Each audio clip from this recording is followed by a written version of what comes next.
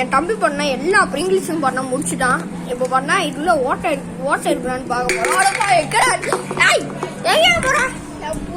நீ ஓட்ட போடு. ஓட்டையா நீ வீடியோ எடுறா போயா. வீடியோ எடு வச்சோம். வேலை பார்க்க நீ தானே கேமரா வேணும். வீடியோ இருக்கா வாங்க கைஸ். இதுல சாஸ் இருக்கான்னு பார்க்க போறேன். ஆயிரத்தை வச்சு சாஸ் சேர்க்க போறேன். இன்னும் ஒண்ணுத்தி காணும். சரி சாஸ் இருக்கானே தெரியல. பாப்போம்.